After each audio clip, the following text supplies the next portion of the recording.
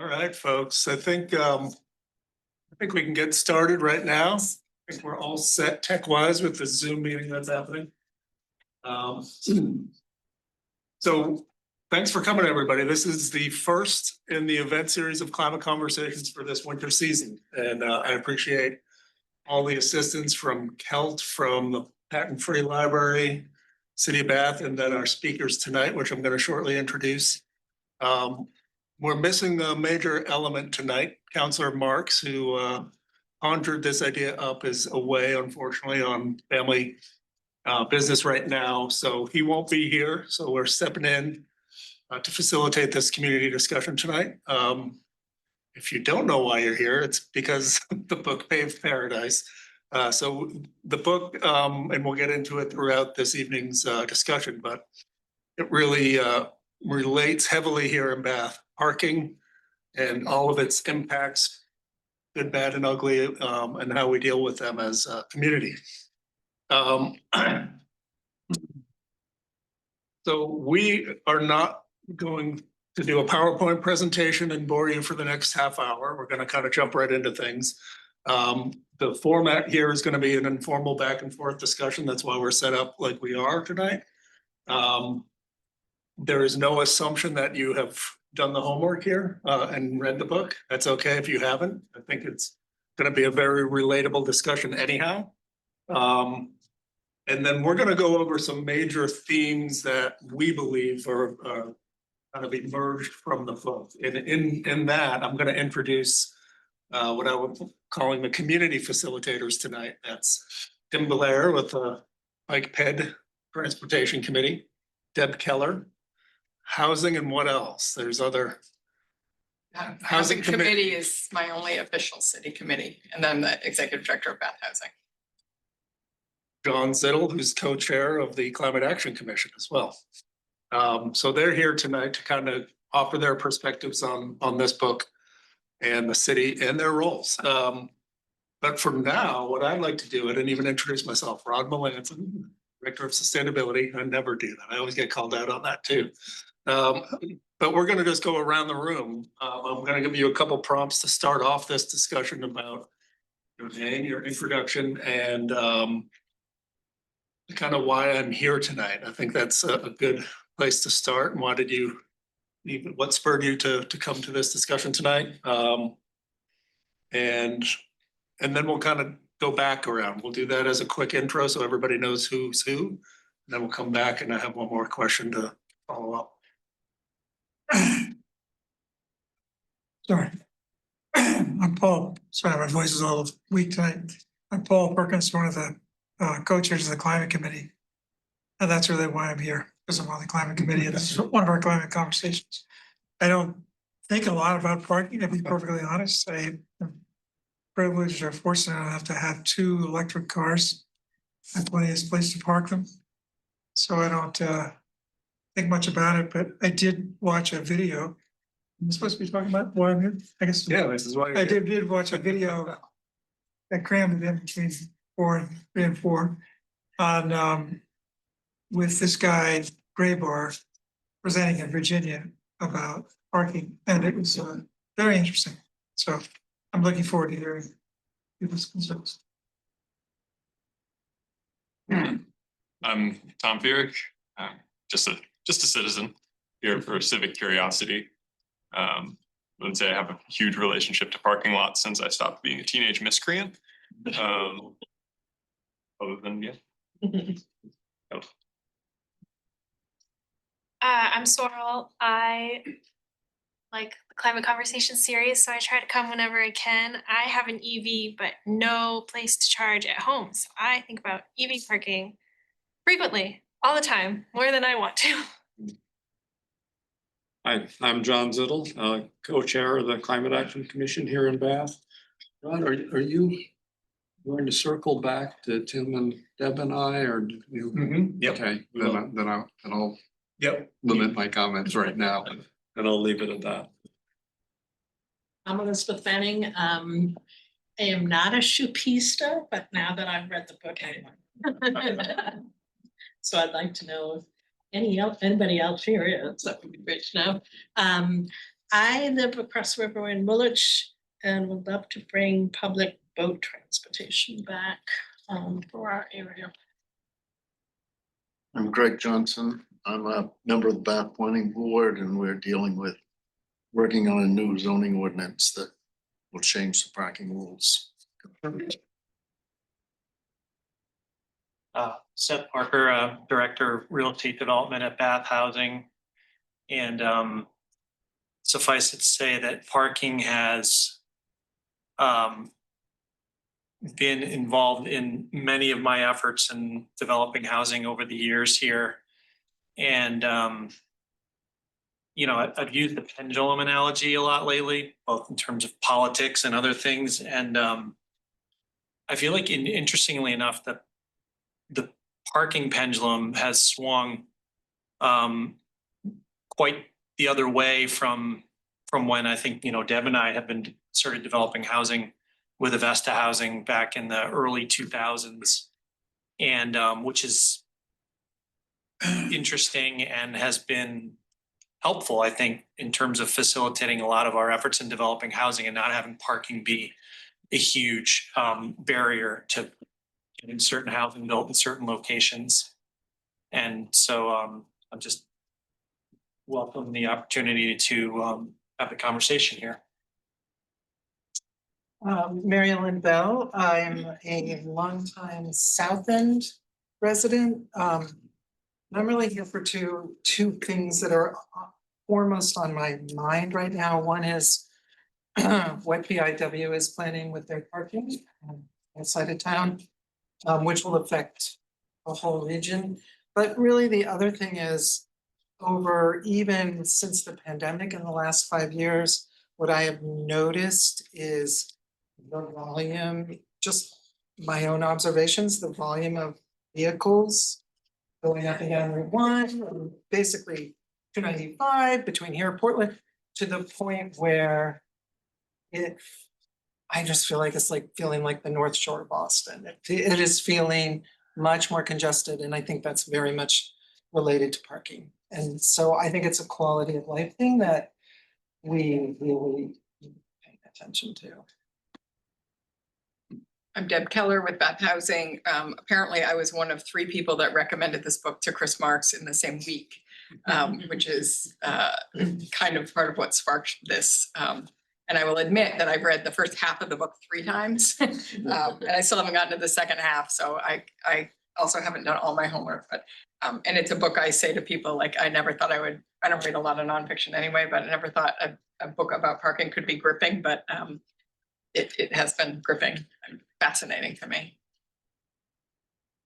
All right, my name is Brian Salter, and I first want to thank Deb because I was worried that I was going to be the first person to have to admit that I didn't finish the book. But I got a good ways through it, and I will admit that even after reading the introduction of the book, it definitely spurred lots of thoughts in my mind about parking and cars and things like that. But if we haven't met before, I happen to be the principal civil engineer at Bath Iron Works. But that's not why I'm here. I'm also a member of the Bike and Transportation Committee, and being in the civil engineering field, specifically in real estate development for over 20 years. I've designed a lot of parking lots. I've designed a lot of stormwater treatment related to parking lots and cars, and just being in that field, I'm always interested in public policy and requirements and public opinion of parking and things like that, and cars, and how we can do a better job both through policy and requirements and other social means to be better stewards.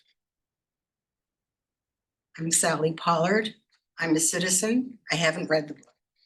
I'm going to read the book. And it was really hard to park here tonight, by the way. There you go. That's all I have to say, but I'm going to read it. I haven't read the book either. Neither have I. No. Yeah. You're supposed to be the best. Is everybody comfortable now? I just had to break the ice. Same place for everyone. So I'm Tim Blair. I'm one of the co-chairs of the city's Bicycle Pedestrian Transportation Committee. And why I'm here, I got invited and I care a lot about these things. I'm sort of like a secret reader of urban planning books and I often don't talk about it. But when friends and colleagues said this is a book, I was like, yeah, I like this stuff. So I read it. And I think as a member of a committee, committee gets a lot of input from folks about very specific targeted problematic things in the city, like one-offs and complaints and issues that the police department's dealing with. And that's one of the roles we play as a committee. But I'm really excited about this conversation, which I'm assuming and hoping is going to be the beginning of probably many about this topic and related issues, because it's kind of pulling up out of the details of the day-to-day and thinking more about concepts and understanding concepts of parking. So I'm just excited to be part of this. Thank you for organizing that. I'm Jess Irish. I'm here both as the Deputy Director of Bath Housing, but also a resident of Bath. I live on the south end. It's just Mary Ellen. And I think for Bath Housing, obviously, we're constantly thinking about parking and what's the right mix. And as a community that trying to find that balance between this notion of like ease of parking doesn't eliminate congestion. And how do we address that? What are the alternatives? Just creating more parking all the time isn't necessarily going to make our lives easier, and the environmental impact and all of those things. I'm Amelia Nelson. I was radicalized by a different book called Parmageddon. And that, yeah, it's just like all about how we design our world around cars and not people, and it's ridiculous. And yeah, I've been interested in urban, sort of design since then, which was literally last winter. So I also have Julie on Zoom, and she says she hasn't read the book, but she's gonna read it by Thanksgiving. And then we had two folks back here that strolled in. Yeah. Introductions. Yeah, my name's Connor English. Surprising number of bike ped people here today. I am also one. But more importantly, parking has always been one of those frustrations for me. And so when this came up, I was actually pretty excited because I've lived in urban environments where the better form of transport was walking or biking. And so it's nice to see this conversation going on. My name's Laura Walters, and I'm a member of the Bath Climate Action Commission. And I have not read the book, but I have the audiobook to listen to it, but I haven't had a chance yet. But I think I have lived in a bunch of different places that had really nice pedestrian feel, and especially to the downtown, and it really brought community to the downtown. And so I think this is a really great topic to talk about, not only because of climate issues, but also with community. Weird having just the two of Yeah, we got six. Sorry, we came late. Well, thanks, everyone. I think that, so for this next phase of what we're doing here, I'll set the stage a little bit, and that what we're doing, or the intent of that, is a zoomed out discussion guided by some of the key themes from the book. And I know that there may be some particular issues and very specifics that people want to dive into and get into the weeds. That's not really the intent tonight. I'm the sole city staff person. I'm not going to speak for the city of Bath tonight either. It's not my role tonight. Chief of Police is not here. Public Works is not here. So I'm going to be sensitive to that. And I do want to, the opportunity right now with these community leaders, facilitators here, is to provide their angle from the committee's perspective to some degree. So when we did our intros, I mentioned John is climate, Deb will be housing, economic vitality. I snuck that in there, Deb. And then transportation mobility will be Tim. So we didn't coordinate who goes first, folks. So if you want to, John, do you want to start? Okay. Okay. Couple of things I'd say, excuse me, about perspective that I bring to this. First of all, before I go into that, something I'll say for Elizabeth. Two things. First of all, there are multiple continuing discussions about boat transportation, not least of which is the museum. Maritime Museum is continually talking about how they can provide an up and down river shuttle service.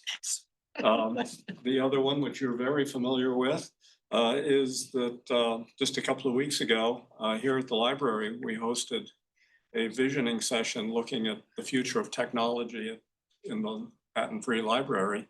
And one of the ideas that popped up, I'm not sure whether I should call it a book boat or a boatmobile, but there was a lot of enthusiasm for an idea like that. Now, as far as why I'm really here this evening, representing the Climate Action Commission, and there's a couple of things I'd say about that. First of all, some of you, I hope all of you, but if not, at least some of you are probably familiar that about 11 months ago, we published a climate action plan for the city of Bath. This is the front page of it.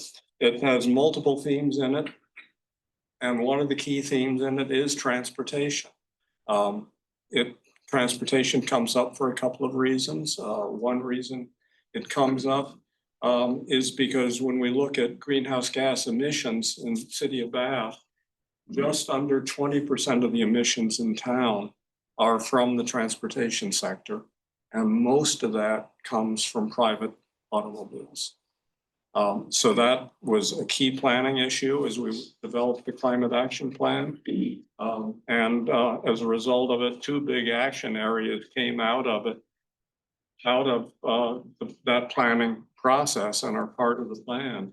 One of the action areas has to do with enabling current types of transportation, be it private automobiles, buses, whatever, to be more sustainable. Things like more EV charging in town, more opportunities to use sustainable transportation.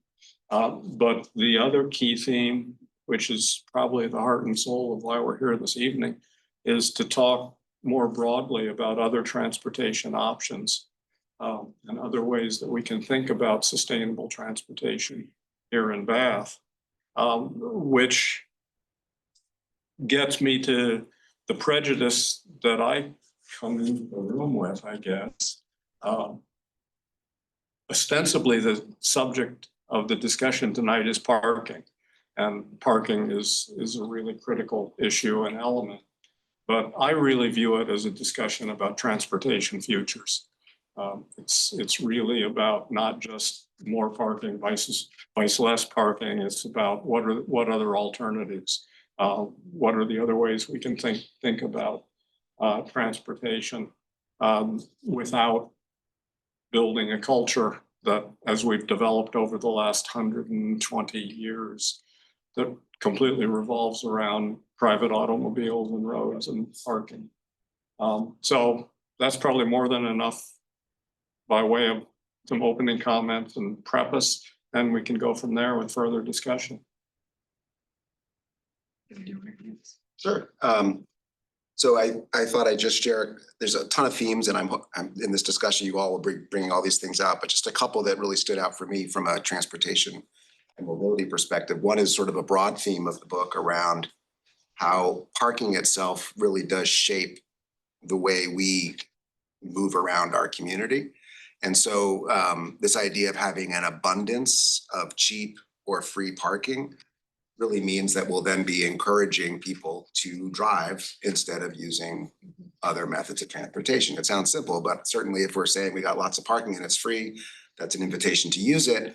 And then, of course, that means that people will be making decisions to use that instead of these other wonderful opportunities we have to walk, bike, or use public transit. Just a reminder, you all probably know this, but Bath has over 40 miles of sidewalk connecting our neighborhoods and residential areas. And a majority of the residents live less than 2 miles from the center of town, which is very walkable and very bikeable. So we want to be doing things to encourage that alongside meeting the needs of parking, whatever those needs may be. So that's sort of one broad theme that I think is worth thinking about. Second one that's related is this idea of essentially a subsidy that's being provided to people driving cars. And what I mean by that is that in Bath, we mostly have, well, it's not even a discussion about Bath, but broadly, when we have free parking, there's no such thing as free parking. Parking has a cost cost associated with it. And that means that either the city's paying for it and covering those costs with municipal taxes so that residents are paying for it. It means that business owners are paying for it in the form of their rent or whatever the fees are they pay their landlord to have a parking space. And those end up being costs that everybody absorbs, even the people that don't drive cars. And so it's important to point out that roughly 25% of the citizens of our country, and I think it's roughly the same in Maine, don't drive. Yes, some of those are kids, but some of them are also adults. And I think it's like 10% of driving age people do not drive. And so we want to make sure we're providing resources for those people to get around that doesn't require driving. And then the third theme that I think is just interesting is this idea of really exploring what we can do differently with the curb and that sort of side of the road that we have in our cities that can have so many purposes. Certainly parking is one of them, but everything from parklets to places for trucks to drop things off, for places to plant additional trees so that our walkways can be more enjoyable for kids who want to walk to school and not feel like they're walking right next to cars. This is an opportunity to explore how can we make better use of those parts of our city that are our resources that can be shared. So those are three little things that's just sort of stood out for me. I think for me, I'm going to start with a quote that just jumped off the page for me, but it was a kind of a plea to please think about housing people instead of housing cars. And I think about how much time and energy and effort and cost goes into finding homes for our cars. But a car doesn't need just one home. It needs a home everywhere it goes. So it needs a home at your base home where you reside or sleep at night. And then it needs a home at your bank. And then it needs a home at your grocery store. And then it needs a home at your work. And then it needs a home at, your friends. I mean, and it goes on. And like, I think that was why like even just the first part of this book, like just astounded me. It's to think of it that way. And, in my work, trying to create more housing opportunities for people, and I've been doing this work for 30 years. I've been developing for 25 all over Maine and New Hampshire.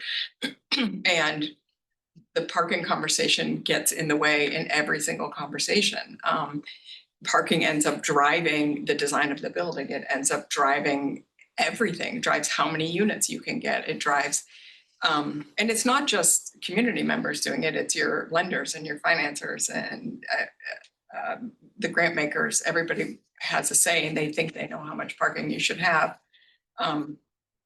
But just since I've been in Bath, we watched the Hughes School get developed and at the end of the project, everybody was like, whoa, it has way too much parking. And then we tried to do the uptown and everybody freaked out because there wasn't enough parking or the parking wasn't close enough to the building. And then we tried to get an ADU ordinance passed and there was we have to have off-site parking for every single car. And then we went to do a short-term rental policy. Well, where are the short-term rental people going to park? And then now we're doing kind of more new construction. And as Seth said, the pendulum has swung. I mean, we actually have new ordinances now that allow us to have fewer than 1-to-1 parking ratios, which is unheard of, like in my time. And it's really exciting. But then the reality is we did that and now we're trying to operationalize it. And it's like, oh, wait, I don't want parking to drive what we're doing. But at the same time, we do have to rent apartments and people do have cars. So, anyway, I just think it's, it really is way too big of, I think, it drives too much of the conversations around trying to get new housing built. Especially in a community like this where everything is walkable and you do have alternatives. And I can't speak for the housing committee, but certainly the housing committee has been very closely aligned with the zoning update. And we are really excited about some of the changes that we're seeing. We're excited that the planning board had made decisions to adopt aspects of LD 2003, which did provide for reduced parking ratios. But also I just want to call out that Bath has done a lot of things right. And from our perspective, the elimination of the winter parking ban had so many positive consequences. Is it positive? It's a consequence. Anyway, there's a lot of positives that came out of. And I told the story earlier is that I have a neighbor that has the house flipped, it was sold and there was an apartment in the house. And the new buyers I said, are you gonna keep the apartment? They're like, yeah, we're so excited, we can keep the apartment, because the winter parking ban went away. And so it's a shotgun driveway. And if the winter parking ban hadn't been removed, they wouldn't have had parking, so they would have eliminated that apartment. And so I think, and I also think it's worth noting that Bath has never had a parking requirement in its downtown business zone. So if you opened a business, you opened a restaurant there, you weren't required to find parking, and that's helped keep our downtown fairly vibrant and alive. So we've done a lot of good stuff. And I just think the fact that we're even, proactively talking about it is really great. Well, it gives me an opportunity to piggyback that, and I'll just share quickly experiences as a planner for over 2 decades, and just to think about what places look like after you enact minimum parking standards. And I'm gonna go to Cook's Corner and I'm gonna go to Thompson Fairmont. I had the luxury of being a planner in Thompson and dealing with the Thompson Fairmont. So when you do that, the outcome is obvious from just the aesthetic, right? You know that it's not the place you want to get out of your car and just walk around all day outside, nor could you. You'd probably get run over. But from the real impact, what astonished me as a planner was just, and we know this in certain fields about not calculating the actual costs of impacts. And so who bears that cost? And in Topsom, it was in the Topsom Fair Malls, because of all the parking, there's in an urban impaired stream. So we had Clean Water Act money that we could start addressing the impact of just the parking. So the other weird part to that tale is actually parking minimums didn't really matter to the actual land use that was happening there. They went way beyond the minimums for their own purposes. National retail, dictates certain parking standards. But the lesson learned for me was no matter how much money we spent on an incredible chloride issue, because the salt that was put down on the pavement made it so toxic in the stream that it just killed macroinvertebrates. So how do you deal with this? What do you do at that point? So where I'm going with that is just where am I going with this? The impact and how it drove everything, and then thinking about what Bath is actually looking at right now, putting parking maximums in, and so you can avoid some of those unnecessary impacts perhaps. But just the environmental costs, and when we think of it here, even in downtown, it could be, it's easy as a planner to think you don't do that in the first place. You don't go to a new interchange and just start paving everything. But there's also those things like the Clean Water Act that dictate certain standards need to be met in regards to development, and what Brian did for engineering costly stormwater, which uses land at certain acreage as well. I mean, it's just compounding exponential impact of what we're doing to, as Deb put it, house cars is staggering. It's amazing. The reason that I learned down there, just a little ways away, was land in Maine is cheap. So when an out-of-state developer came in, having surface parking is the cheapest way to go. And to, entice people to get to your establishment, you throw down excessive parking. And then you create that environment that you really don't want to be at, other than just running in and running out for convenience sake. So it is a shift in thinking. That was something, and this is kind of this spectrum of, at one point when people were doing comp plans, there wasn't the term big box stores. There wasn't the success. You didn't have to think about that to state that that's not what you wanted to be when you grew up, kind of thing, in your comp plan. So for us here today, and what we're talking about is, what is it continuing to stick with this vision? I feel like Bath has always had a pretty good sense of itself as far as that vision.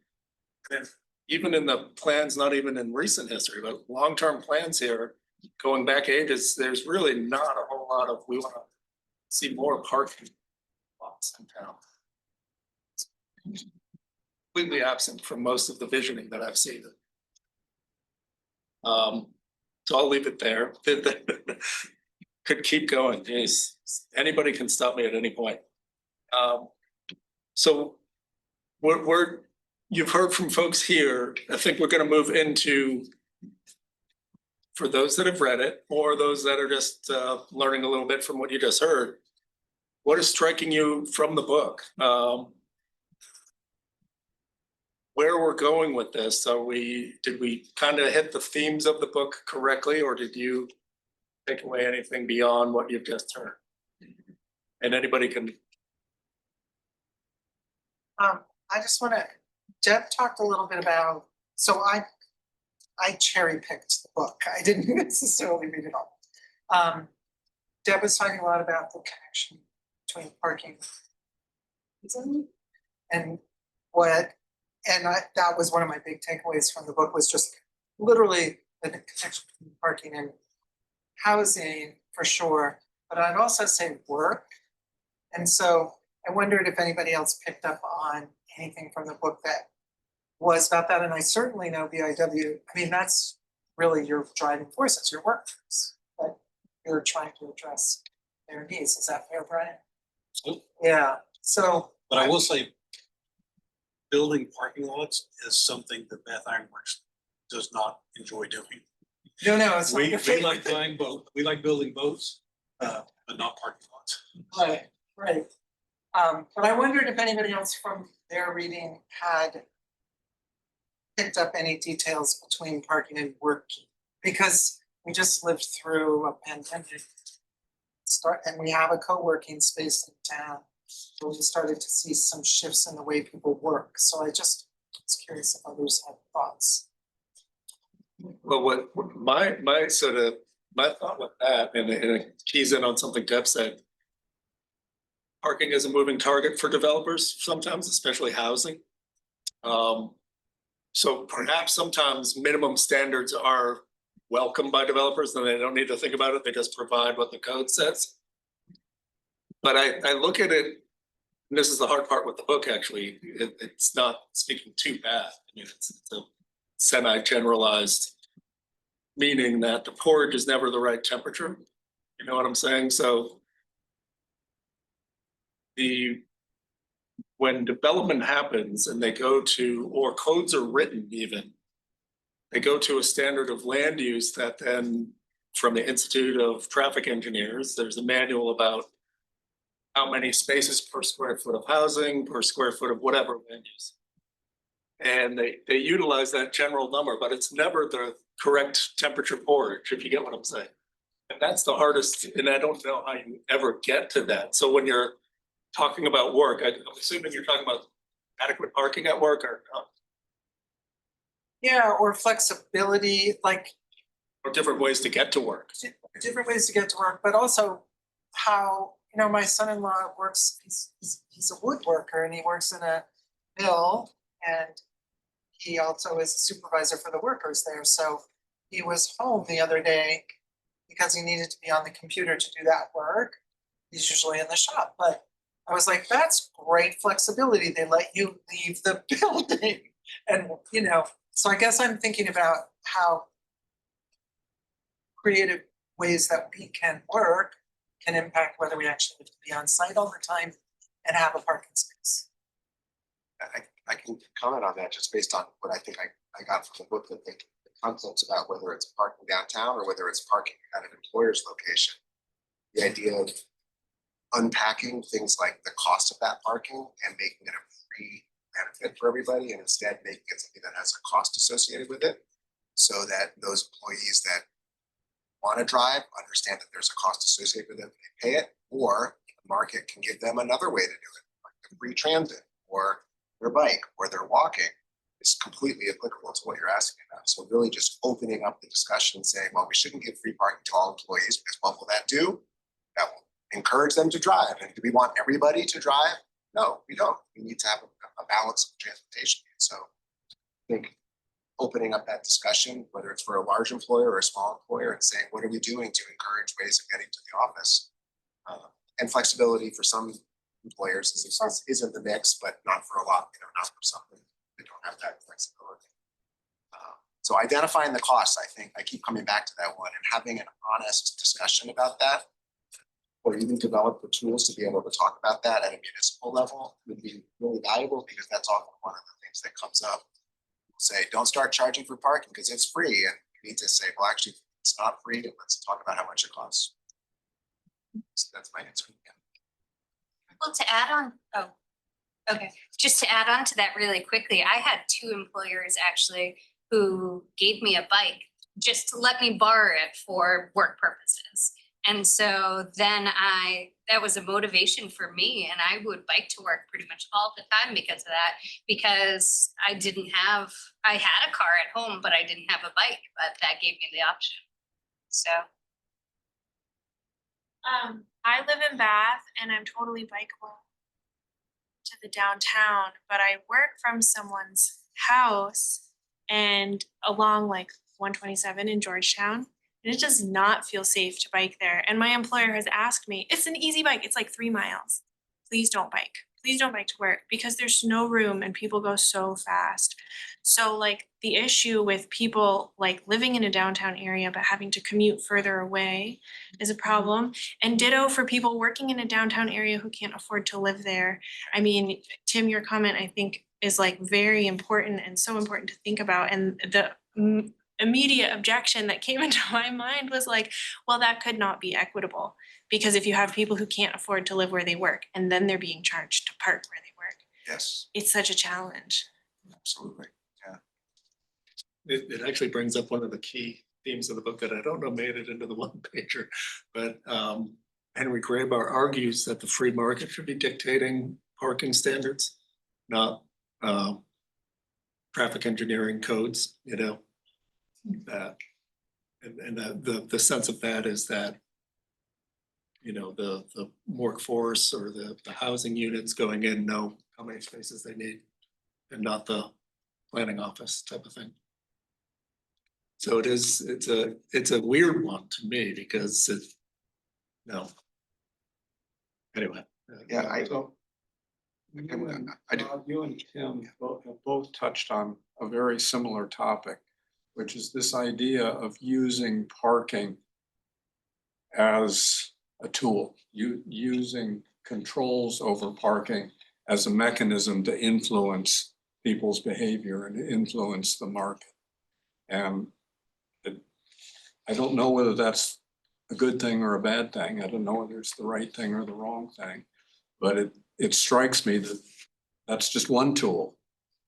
You might have other planning tools to develop transportation options and provide alternatives to people. So I'm interested in your thoughts about how that idea of using parking as a mechanism to influence people and nudge people in particular directions, as opposed to other ways you might try to accomplish the same thing.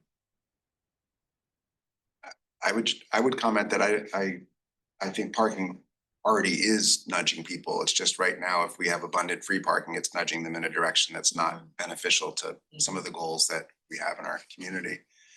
So just being aware of that and saying, what things can we shift and adjust to create a different outcome, seems like a really important thing. And are there other things? Oh yeah, there's all kinds of other things, but that's not I don't know what those are, but I mean, in terms of parking, but I really wanted to get back to Sorrel's comment, because I think it's something that has come up, and I've read it in other books, which is what happens if you create the ideal community where there's bike lanes and everything's walkable and there's trees everywhere. And then suddenly it's such a beautiful place to live that nobody can afford to live there. So then it's like that. I'm talking to a guy who was helping me in the house, and he literally would like to live in Bath, but he rents an apartment like 40 miles away and drives into Bath to do plumbing work. And I think that's an important question to raise. So as we add lovely features, how do we also make sure we're adding great housing in all these locations? And that is also what we're doing, right? We're creating these perfect places to expand housing that's walkable and in the city. But you raised a really good point. And unfortunately, the nature of Maine at the moment, for most people, biking up 127 is dangerous and scary. And there's a few people that say it's a beautiful ride, and then most regular, normal people think it's scary and frightening. And that's real. And there's no bus service, right? So what's your option? You have to drive a car. And that is the truth in many places that we live here in Maine, so. To kind of jump on the tool aspect of it, there are lots of tools, but you also need real alternatives. The tools can only go so far, so well, transportation, it needs to be, so if in fact we get into, the New York City congestion pricing, parking price, whatever idea, is there an alternative for folks that get priced out of, if we do so kind of a similar discussion about it does need to be well thought out. And in a lot of ways, I mean, so, Bath Ironworks has more employees than just downtown Bath. I mean, and it's hard enough to manage the parking as a municipality here. And then I look at across Route 1 to be, I don't know, thank goodness we don't have to deal with that. But even just the transportation demand management as POW plans out their future, these are huge items that I mean, from the climate perspective, the least efficient thing is also the most convenient for folks. So the single occupancy vehicle, just driving to work, not tethered to anybody's schedule, finding your own parking spot, best, easiest thing to do. It's also the worst one for the environment. It's the worst one for climate. And it's so it's carving away at all of these items, One of the things I've been thinking about a little bit to your point, is that I'm seeing a lot more e-bikes and motorized vehicles cruising around, and I think there's probably, multiple reasons for that, but one is that car ownership is really expensive for a lot of people now. And I think we're going to continue to see a decrease in car ownership because of the price of cars, the price of maintaining cars, and the price of insuring cars. And so, I'm kind of excited about this, but then also, talking about making sure we have infrastructure for it. So it's just something that's been on my mind as I see these vehicles have been around. And I think, was it the police chief or somebody put guidance out there about like, yes, who's allowed to be driving these and where are you allowed to be driving them? And, do you need a license and can you ride them on the sidewalk and whatnot? So I think it's something to watch, but I think it's a great alternative for people. We actually looked at the possibility of doing like an e-scooter, like an e-3-wheel rental for our residents. And unfortunately, it gets really complicated really fast, but I love the idea. I'm stuck on your employer providing a bicycle. We always joke about it, but I've never done it. But what we could do with employers to, kind of offer subsidies or options. I think it's got me thinking the creative juice is flowing. Well, this is, that came up at one point, early on when I got here, is looking at bike share programs for the city, and it's a tough one. And this is a great side conversation for another time, but it's something we definitely should keep exploring. It's a tough nut to crack here, actually, because Bath is so walkable. We also don't have the population density to support car share services, and we've looked into it at a number of properties. And even, I think Bowdoin may be close if they haven't hit a tipping point, but Bath we just don't have the population density probably for a bike share either, really. And then we need to put more parking spaces in. Do you have any thoughts about whether that might change in future? For population density? Not the population density, but the economics of rideshare.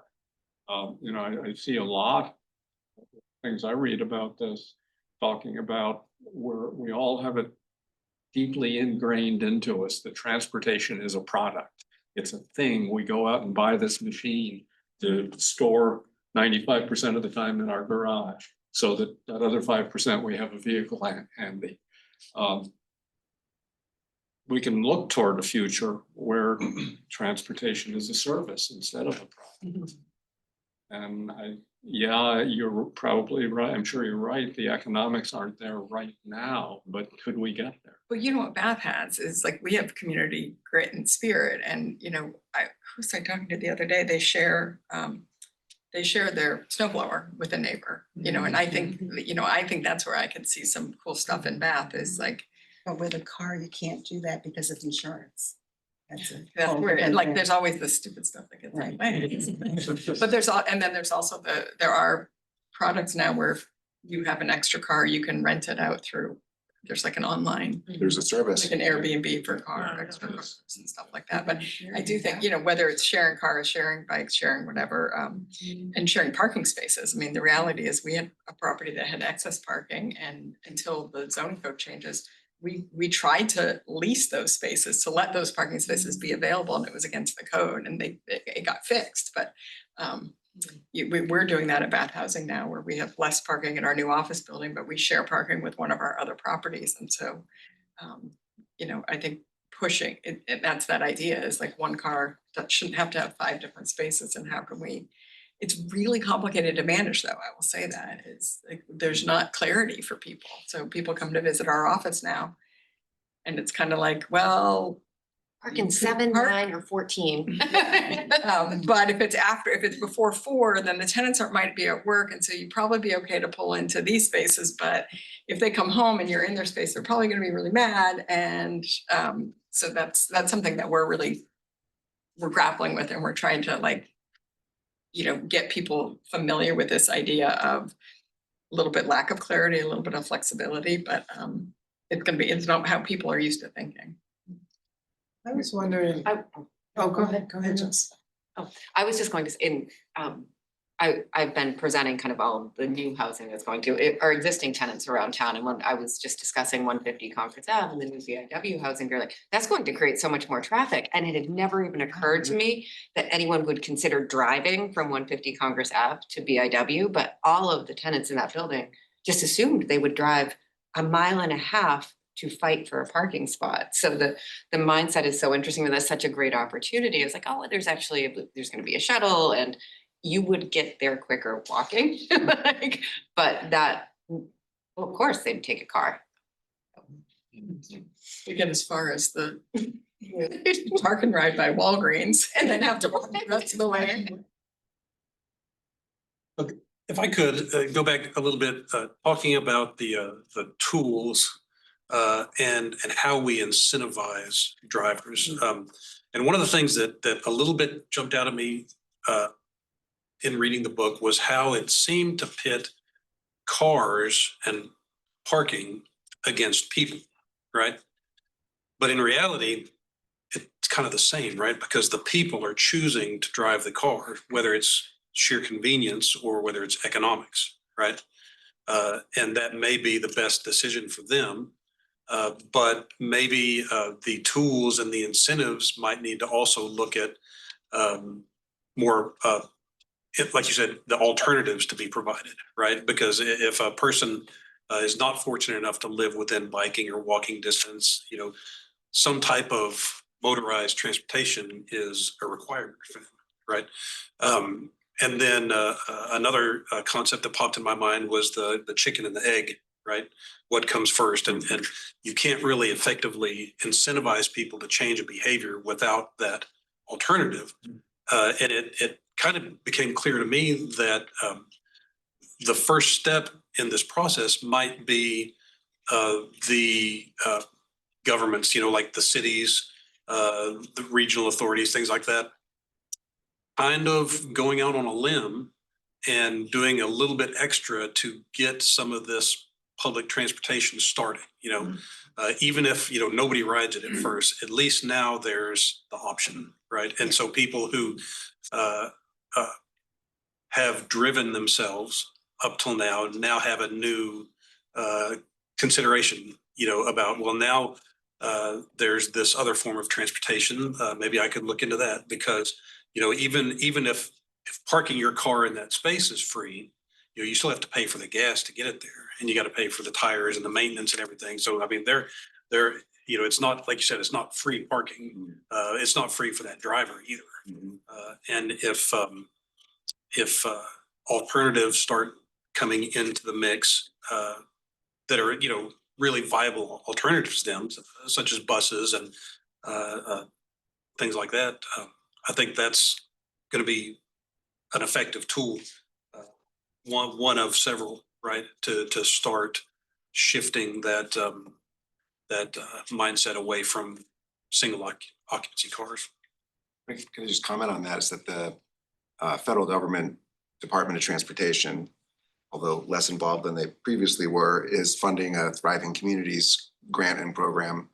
I think all around the state, but specifically the one I'm aware of is Midcoast Maine, looking at doing an inventory of public transit and then making recommendations for how to fill the gaps that we have. So I don't quite know what the deliverable is coming out of that, but I think it's going to be sort of like a map-based inventory of all the public transit and then some guidelines for how to kind of activate that and get people to be able to use it more. And so I think there's a couple of quarterly meetings coming up and a few of us are participating in that, but there hasn't been a lot of activity yet. The inventory shouldn't take too long. Right. True, but you would be surprised actually what is actually happening already. I'm like, even in the city of Bath, people don't know that there's multiple bus services already currently being currently working, and it's sort of ambiguous as how do you use them? Who are they for? And even at a local level, we have things going on that we're not familiar with. Yeah. I was gonna ask, just in relation to the local buses, what I had just written down in my notes is visible, eye-catching, maybe even cute bus stop signs. Yeah. Because I know Bath has public transit and I have no idea what it looks like, when it goes, or where it stops. Are there signs that I'm just missing? Yes, there are signs being. And you're missing, yeah, And they're easy to miss, yeah. Yeah, but very recently put out there, like in the past month. Oh, okay. Yeah. So Ethan Bath also, like, doesn't the bus pick up anywhere on the route? And It so does. you don't have to go to a stop Oh, but you have to. if you go on the Yeah. route, But it's not during the weekend, right? right? Not during the weekend. That's, it's limited. If you have a spare afternoon, hop on the bus wherever you get it and do both the North Loop and the South Loop. It'll take a whole day, but it's, it is well worth it. But I keep doing that, humor. no, I just, because I was thinking about what Brian was talking about with incentivizing and then this conversation about the buses, and I was thinking part of, I've taken a class in Brunswick and somebody didn't have it turns out somebody in my class lives in Bath and doesn't have a car, and so I've met several people recently without cars. And one of the things I was wondering about with public transportation, because I've always thought, like, couldn't we have the trolley doing more? But the thing, what I've always wondered about is the behavioral and cultural change when you move from single occupancy car and onto public, is that really a change about how we plan and that we have to plan, right? So that we have to make sure we eat our breakfast by this time to get to the and make sure we know the bus schedule. And, so that is a different level of behavior than turn on the car and get in the car. And I'm just wondering if anybody's read anything about behavioral changes around planning for different public transportation. I can't quote any scientific facts on it, but I do know that the frequency of the service is a dramatic variable there that affects your willingness to even consider planning. So if you know you can only get the bus once every hour and a half, that's sort of, you can't even start thinking about planning because that's too big a gap. But if a bus comes every 9 minutes or every 15 minutes, then you can just kind of eat your breakfast and be like, oh, which bus should I get? And then you're heading out the door. So I mean, I've read that kind of commentary. Yeah. That even being more important than whether the bus is free or not, actually. There's data to suggest, I know there's a lot of advocates for free bus service, but it turns out the frequency is the more important quality of the service. And then you can't do that without the demographic, the numbers. Exactly right. We provide free bus trips for our residents at Bath Housing, and a lot of them use it for the social experience as much as for getting anywhere. Yeah. On the bus, not us. At some point, somebody got kicked, they were getting kicked off because they were they were having those crochet groups on the bus. Yeah, the language of the bus pass needed to change to say, I can't remember what it was, but it said all day and people were just riding it all day. Just a few thoughts in no particular order. I mean, one of the things that, that comes up in some of our development discussions with municipalities is the infrastructure of our towns and cities. And especially in New England, we all know that like that infrastructure is getting quite old. And so, and we're living in this environment where the cost to try to repair it or replace it is a huge issue right now. And so, one of the things that comes up is, well, if we're going to try, one way to try to help that is to build higher density housing in areas where some of that infrastructure exists, and it creates tax base that could create the potential for towns and municipalities to be able to actually do something about that. And so, a lot of the obvious places where some of that density can happen in towns and cities is surface parking. And so, and you've seen that trend. You've seen it in Portland, and it's unbelievable how visceral the conversations can get with members of the public in those public forums when surface parking is proposed to be taken away. And yet, these are the places that people want to be, in a large part. Some of these downtowns and stuff, these are some of the New England towns and cities that have that character. And they were built before all this zoning was in place. And sort of you could make the argument that the character of them can't be replicated anymore because of the zoning and the rules we've created, which is ironic. But, there's this is a bit rambling, so bear with me for a second. But at any rate, you can see how developing those parking lots can, have an effect on people's perceived convenience of being able to get to these places and things like that. And so I think, again, staying with this pendulum analogy, like we're finally seeing some of the zoning and some of all this work on smart growth come back to where developers are having more success being able to develop some of these infill sites because they don't have to provide the parking. In Portland, you're starting to see developments where people are building buildings, housing, and they don't have to provide any parking at all, which is, unfathomable that would have happened 5-10 years ago. And so it's interesting. And so I think of it I can't sit here and say I know the answer of what's the tipping point the other way before. But my sense is we have a long way to go before the perceived inconvenience is so great that we're losing something on the access side of it.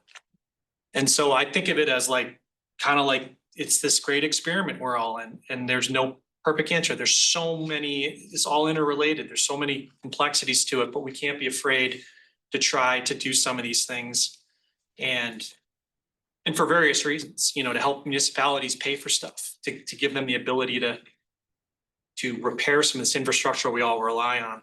Are we going to lose some convenience because of it? Are there going to be some weird things we have to work through, some of these parking agreements and shared parking and transportation? Yes, absolutely. But I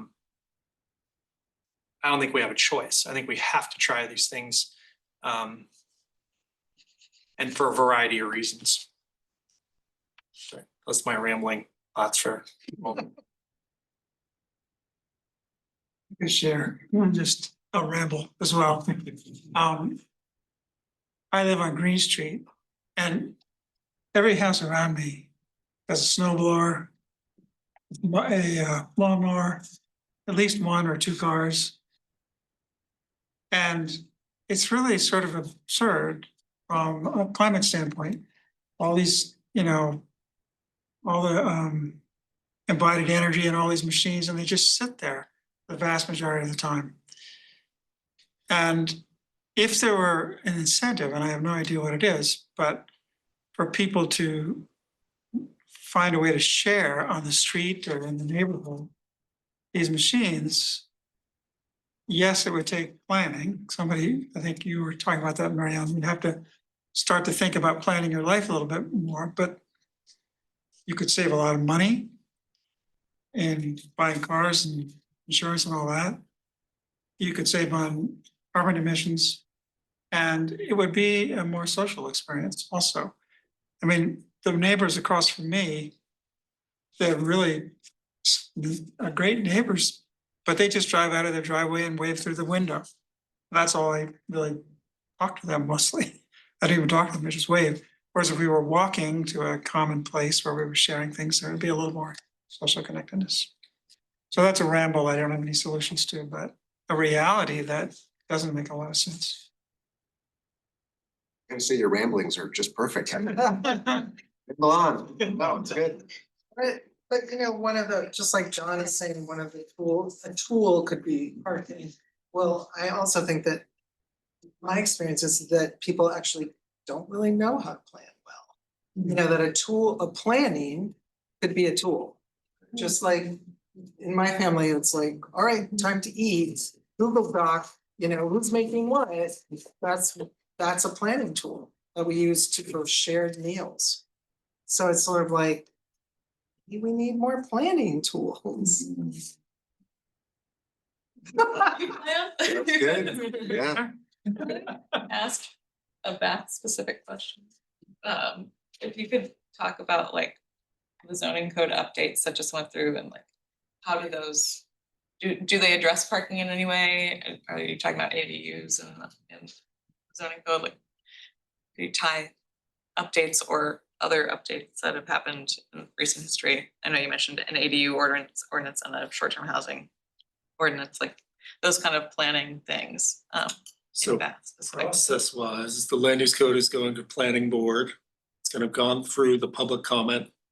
It will be, you know, edited through that process. It then goes to council, goes through whatever editing through that process. But it does have a bold recommendation proposal of just not having parking minimums, off-street parking minimums. What's our current minimum? So it depends on the zoning district, but certain land uses have different minimums associated with them. Or actually, not the district, just the uses. Except for the C1 commercial downtown. Except for the commercial downtown. It also introduces maximum parking. So it's trying to actually limit how many parking spaces get built on a certain piece of property as well. So that really is a community discussion that I don't think we need to get deep into tonight, but it's actually, it's related to the book too. The book, going back to a comment that I didn't articulate well, major argument in the book is letting the market dictate parking needs per land use. And not some zoning code that just does a generic. I mean, the frustration I always had with the code was that we took national parking standards and applied them to our small towns here in Maine. You know, it for me as a planner, it's more like, oh, that CVS is in Biddeford and it's in this town, it's this town, what did you need for parking? Go do a monitoring, how many parking spaces do you need? Because that's more relatable than CVS in Framingham, Mass, or wherever they're getting their standards from, you know. So it's math, but it's I don't know, it's. The draft zoning code is available online. And it's absolutely worth reading. If you're here and you're interested in anything like this, I would take a pass at it. I mean, it can be overwhelming, but if you take it in sections. And there is an executive summary. Say there's a 12-page executive summary. You don't want to read 270 pages. I think it's just bathzoningupdate.com, Yeah. where you can find the document, but you know, it's sort of the tail end of the public input, but there's many steps before it gets approved, so it's absolutely worth looking at. And it's searchable too. Key terms are searchable. So the big concept that you're talking about was really revolutionary to me when I first heard about it, about doing away with parking minimums and replacing them with parking maximums, or letting the free market dictate supply of parking. Yes. With new developments, right? Parking, you know, the most real world example that I can relate to y'all is in the retail sector, right? Because nobody really knows how many parking spaces a certain place needs to have, right? So look at Walmart, Shaw's, Lowe's, Thompson Fairmont. These places have got huge, gigantic parking lots. And even on Black Friday, they're maybe 50% full, right? And this is why, because nobody knew what the accurate number was to require of these folks. So they came up with this number. And so now developers are required, or up until now have been required to provide all of this, in some cases, acres, right? Oh, yeah. Of blacktop for cars to park, which causes your real estate to skyrocket the price, right? Plus you have to light those parking lots, you have to landscape them and pay for landscaping, pay for electricity, pay for snow plowing and maintenance. You know, I mean, it drives a huge cost into development, and that's what we talked about at the beginning was how that cost will get passed on to the residents who live there or the patrons who use those businesses and things like that, when it's not necessary. Oh, and then the stormwater that has to be treated from these larger areas. You know, so I mean, there's a lot of hidden costs that a lot of people don't know about, but that is circling back to the zoning, right? That's a big change by taking out those maximums or minimums and letting those businesses determine for themselves, because they probably know better than the planners, no offense. How much parking they need. Plus, they're incentivized to provide just enough parking that they need for the use of their property, right? Without going overboard, because when you overboard, now you have the unnecessary expenses. So it's the free market concept is really exciting. The other beautiful thing about those maximums is sometimes our lenders or financing agencies are trying to dictate what we do. And if the municipal code says you can't have more than X spaces, that can be our like, oh, so sorry, we can't do what you want, which might be, you know, one space for every apartment, whether it's needed or not. We're seeing some of that change, but sometimes it's good to have the state tell the municipality what they have to do. Sorry, but in this case, having the municipality say, like, to take that other approach is great, because if the retailers don't care, they're just gonna put as much as they need to because land is cheap, like you were saying, then having it flip to a maximum is brilliant. I think just playing up, Brian, what you were saying, like the interesting thing, when you think about something like Trader Joe's in Portland, where, I mean, they underbuilt that parking. I think Trader Joe's as a corporation probably was willing to take that risk. I think they're a little more. They're not just in Portland. I think they're more progressive in their thinking. And I mean, anyone that goes there knows that you might show up there and you're like, whoa, no, not right now. But people adjust their behavior and be like, okay, I do want to hit Trader Joe's before the holidays, but I know I got to stay away from it these times, you know, so like people will adjust their behavior and I think it maximizes the utility of the parking that's there. People adjust their behavior accordingly. Well, they It makes it work. I think they're more likely to take it. Or yeah, right. Or Yeah, and like all the stuff Yeah. back to back. Yeah. So on this issue of letting the market shape things, how do you bring those hidden costs out of hiding so that the market can really be effective? Well, that's why you don't let the market, you put in maximums. I mean, that was so. The book, although that's the weird argument in the book, it's a supply demand thing, but also let's put in the parking maximums. Also, the people paying those hidden costs are well aware of them. They know what the costs are, and they're gonna try to keep them minimized. Well, we're winding down to just time check. It is interesting when we talk about costs and if you're familiar with Strong Towns, Chuck Marone, and if you're not, then I suggest looking that up. But when we think about value too, and even just tax assessed value, parking lots are not something that gets a heavy tax burden placed upon them. And then when you do the cumulative impact of how much land is dedicated to storing vehicles versus housing people or other uses, I mean, it's a staggering value per acre calculation that a lot of towns are being in on. And try to calibrate your code to be like, well, we want more square feet actual buildings and less square feet of surface parking, because it's really just putting your cost curve down to the bottom as an assessed value for the municipality. I know you want to wrap up. So one of the things I think we wanted to do is maybe ask a couple people if there was additional things they wanted to know about this or learn next. And I wanted to put in a pitch just to follow up on John's question. What would it look like for us to explore the true cost of parking in Bath? What would it look like to explore the cost of the municipality for free parking? I don't know if that's another discussion or if that's a project or whatever, but I'm advocating for putting that on a list somewhere. So that's my piece. No, let's get into it. We'll stay. Library. No, not tonight, but just being in general. Yeah. If No, that you is a do good one. do that, but the example in the book where the guy who was doing SimCity, I mean, I thought that was so funny. He's like, this doesn't work. It doesn't work. He's creating a virtual world and it doesn't work, but what a great exercise. Yeah. You do it. Yeah. You figure it, Yeah. And then you realize the customer is not sustainable. Yeah. Exactly. Yeah, that's right. Yeah. And these questions really resonate with me coming from the climate action point of view, because we struggle with that all the time. Yep. There's so much that's associated with emissions and with climate impacts are hidden costs. Yeah, that's right. Yep. Can I just go back to what you were saying about the assessed value of parking lots is like on the low scale? Is that a municipal decision or is that come from some other No, guidance? it's not, somewhere? it's the industry I mean, that's how So if you think, about- values are appraised. so like to rent a parking space in downtown Bath, like it's, last I looked, it's somewhere between $40 and $50 a space per month. But if you jack up the taxes on it, then the people leasing those Yeah. spaces have to jack up the rents, and then you jack up the rents, and then you change behavior.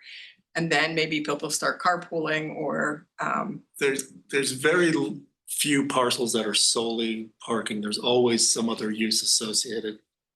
Bath has a few just sole parking. So typically, assessed values are associated with the overall use of the property. So parking really isn't carved out. So I don't know the answer to just a parking lot without a use associated with it. Like how they go about that, that's interesting, but it's not a high value, I know that.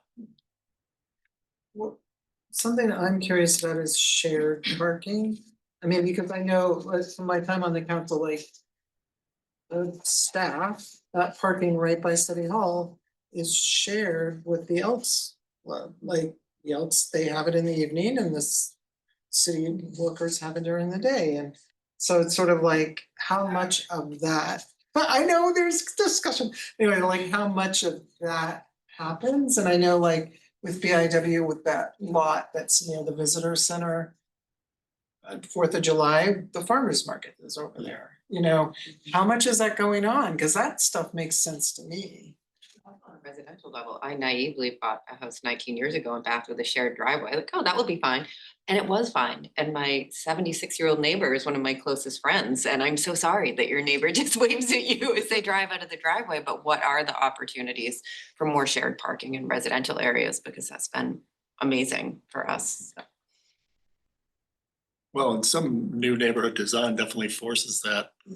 Don't drive into your garage with your garage door opener, not even waving to your neighbors. But there's that dips into things. I did want to get to a couple questions before we do split up though. And these are not not our takeaway questions. These are even before that, but the curious ones that we came up with as a group before this were, I'll just put these two out here. And if you've read the book, or if you even based on this discussion, or when you think about this in general, what do you think about with your own behaviors in parking? And then the curious one is, have you ever driven to downtown Bath and just driven away because you didn't find parking? Yeah, that's a serious question, actually. No. Never. And then, I guess the reflection is thinking about our own behaviors. But that then kind of trickles into many other. Julie also said, creating a fair stormwater fee program will help influence how development looks in the future. Last comment. Yeah, there's been some comments popping up. Yeah, I know. I I- don't it's hard to We kind of interject neglected them. introducing the folks online. Should, yeah, if anybody has a question, Yeah, if should know that you can comment and ask something or comment. I'd say never But there are those occasional weekends in the summer when I don't go downtown. That's true. Oh, so there's If you walk, behavior, there's it's a like- behavior. You don't drive downtown. Right. I was in Portland this weekend we were trying to find parking on Saturday night and but it was wonderful because the people we were with said, we never stress about parking because our mantra is someone's always leaving. And it's so true. There's always, it's minutes. It's planning, it's leaving 10 minutes in advance and yeah. Well, in the book, they talk about, you know, all the hours of your life that are spent circling the block looking for parking as well. So it's like, when I go to Portland, I know where the free parking is and I just go there. Yes. But also, Part of the when problem. you start occupying a place like in Portland, where there are rougher areas, depending on the time of night, you might not want to get out of your car on a certain street corner if you're in a certain demographic. Right. Which is something that my coworkers deal with quite a lot.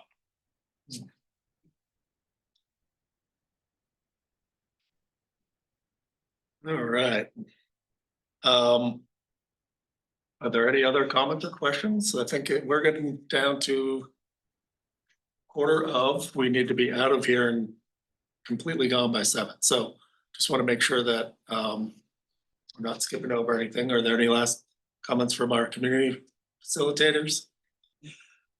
I'll just make a positive comment, which is that Bath has been doing a bunch of stuff really well. And I heard a couple people talking tonight about sort of how to get it right and a willingness to experiment and try things out. And I get the sense that Bath is willing to do that and has started to do that in a variety of ways. So I think playing around with parking and acknowledging that we might do something that might not be perfect, but we can always adjust is really exciting, as opposed to getting it all right away. And the book talks about that, sort of like, it's hard to get it right, but it's a good idea to try to make it better. So I just wanted to leave with that thought to say, let's keep on experimenting. Let's have more discussions like this. Yeah, this is a really good, this is a really important topic because as we were saying, like, connected to everything. It is. I'll just say, we were talking about like, have this conversation or the book changed your thinking or change your behavior was one of the things we were talking about. And 2 things for me, I'm gonna go back and think as an employer, what I can be doing to incent people to drive less. And I think we already do some things, but that's definitely something that I want to look at. But the other thing that I've been playing with and haven't figured out, but I'm gonna kind of focus back on it again, is how do we, we have a lot of residents that are older, that have disabilities. Probably about half of our residents already don't have cars, but how can we incent more people to, when they're ready to give up a car, like make it be beneficial that they're giving up a car? And one of the things I've thought about is instead of charging people who do have cars for cars, actually giving people who don't have cars some sort of rent concession and doing a flip side of it. And, I've been thinking like, well, we're just gonna lose money, but I hadn't been thinking about it from the perspective of, okay, well, that's gonna make winter parking easier because you have fewer cars in the lots, you can shift over, it's gonna, like all the other ways that that's gonna make it better. And then I think this really pushing this shared parking idea as like all these lots that are unused at night, the flip-flop nights and weekends. In trying to figure out how people who are ready, because I think a lot of people are ready to give up vehicles, but just they need to make it to their doctor's appointment. They need to, the age-friendly communities has a rideshare program, but cannot administer it in Bath because they know the need is going to be so great once they open it up. It's running in Woolwich, it's running in Arousett, Georgetown, but the need here is going to be greater, and it's finding the organization to administer that that's the issue. So that could help the city with reduced parking. Be interesting to see where that goes. Deb, I see you at future conferences speaking on all of the successes of what you're doing. So to keep this conversation going, MDOT, BIW, and the city will be going through a master transportation planning process for the city. A lot of it's focused on alternative transportation, active transportation. There's going to be a parking study done, not only for BIW, which they've already been doing for years now, but for the city as well to update some of the past planning efforts. Those will be well announced, hopefully well attended by folks, because I think this is, the typical planning processes don't get to where we were getting to this evening. And I think if folks here chime in, that's going to help bring innovative solutions Or at least scratch the surface on what it would take for things to happen. So that's definitely the next step that I just wanted to alert folks on. That hopefully is sooner than later. Confirm that in the next couple weeks, but. I think that's good. John, did you have any closing remarks or anybody have any closing remarks before we? Just that it's been a great discussion and thank everyone for participating. This has been wonderful. There are future climate conversations. The next one is January. What's the title of that one, Paul? I don't know. I'm not sure of the title, but it's gonna be featuring a presentation about the climate initiative, which a woman in Kennebec has started, and it's about engaging youth in climate action. All right.